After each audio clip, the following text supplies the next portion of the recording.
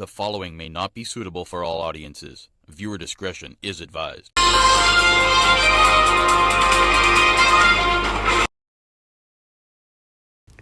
Suspect in the homicide of Ellen Krishana Mohammed to appear in court. Asan Romero, a laborer of Mayaro, is expected to appear before a Mayaro magistrate today charged with the homicide of Ellen Krishana Mohammed. Mohammed, 24, was at her Mayaro home on May 11 when she got into a heated altercation with her boyfriend. She suffered CHOP wounds to her body and died at the scene. Romero was held by officers of the Eastern Division that same day. Investigations were supervised by ASP Douglas, W. Inspector Sylvester, Inspector John, and Ramjag, all of the HIB Region 2 office.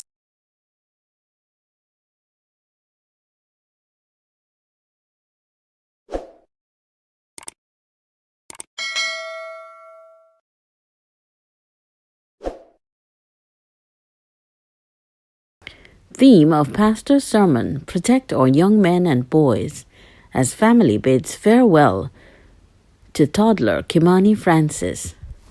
Tears flowed from a village grieving with guilt, having failed to protect 2-year-old Kimani Francis, who wandered away from his home and drowned in a river a mile away.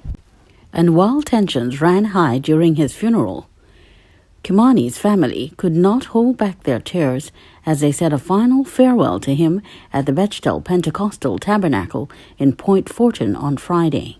Officiating Pastor Kristen Nicholson called on the community to come together and to help men whom he said have been neglected by society. Young men seem not to be interested in educating themselves, he said. He called on families and communities to take stock and do more to protect boys and men. Place some focus on men. There's an enemy after our young men. Some people are going to come and sidetrack them to stop them from doing the right thing.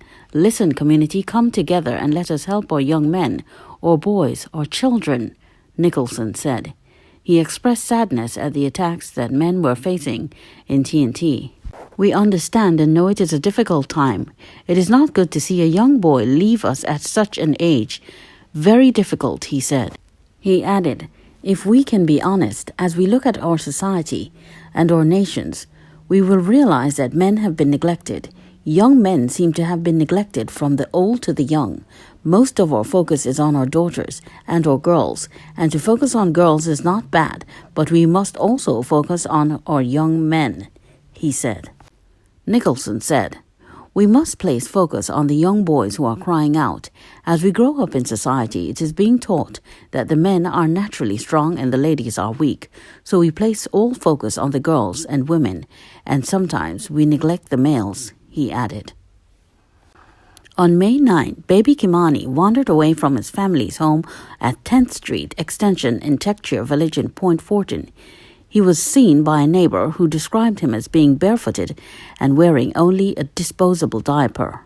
That neighbor came under public attack for not immediately going after the baby, which led to her moving out of the community. Kimani's disappearance led to a massive search which included members of the protective services and civilians, including Point Fortin MP Kennedy Richards Jr., Mayor Salima Thomas, Hunter Search and Rescue, led by Valence Ramparat, and Councillor for Techshire Guapo, Lyndon Harris. On May 10, Kimani's body was found in the Guapo River. A mentally disabled man later walked into the Point Fortin police station and confessed to Kimani's homicide. On Monday, the family had a second autopsy conducted privately, the results which are still pending.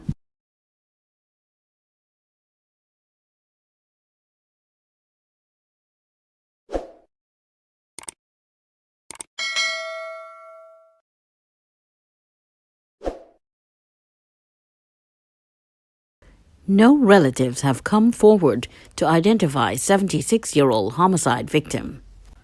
Police are still trying to find the relatives of 76-year-old homicide victim Roy Phillip to identify his body and to begin the process of an autopsy. Phillip was STABBED to death by a 37-year-old female relative at his Prisgar Road, San Juan home on Wednesday afternoon. Police said Phillip and the woman argued and he threw a pot of boiling lentils at her, burning 75% of her torso. She retaliated by stabbing him once in the chest. Nearby residents heard the commotion and called the police, who brought a district medical officer who declared Phillip dead at the scene. An ambulance took the woman to the Eric Williams Medical Science Complex, but she has since been discharged and remains in police custody. Phillip's body was taken to the Forensic Science Center, St. James, for identification on Thursday, but police and funeral home workers said no relatives can be located. Investigators said they would continue to try to find a relative to identify him. A neighbor of Phillip's, Akiba Nelson, who resides at the Prisgar Road apartment, said she still could not believe what happened. She remembered Phillip as a friendly man who generally kept to himself. "I'm a little depressed since this happened. Since I'm living here, I know the guy. While living here, he was very humble to me. There's no other way to describe it than shock. I was cooking at the time. I overheard some quarreling, and about 5 or 10 minutes after, I heard the young woman scream, and then I heard the old man scream. Eventually, somebody ran outside to see what is going on. That's when I saw the woman with the burn marks." Nelson said she heard rumors that Phillip had been violent to women in the past. The homicide investigators said they were still trying to determine if this is true. Police from the Homicide Bureau of Investigations Region 2 are continuing inquiries.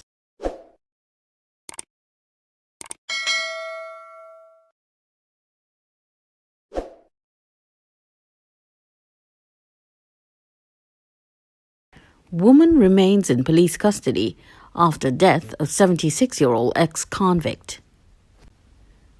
The female relative remains in police custody following the stabbing death of Roy Phillip, 76, in San Juan on Wednesday. Police said that the woman is remaining steadfast in her statement, alleging that she was defending herself. Phillip was fatally stabbed in the chest following a domestic dispute he had with a relative while at their home. Phillip, who was an ex-convict, was charged with manslaughter and had served several years in prison before reintegrating into society. According to a police report, police were on mobile patrol at 2:50 p.m. when they were alerted by citizens that Phillip and the suspect were involved in a domestic dispute.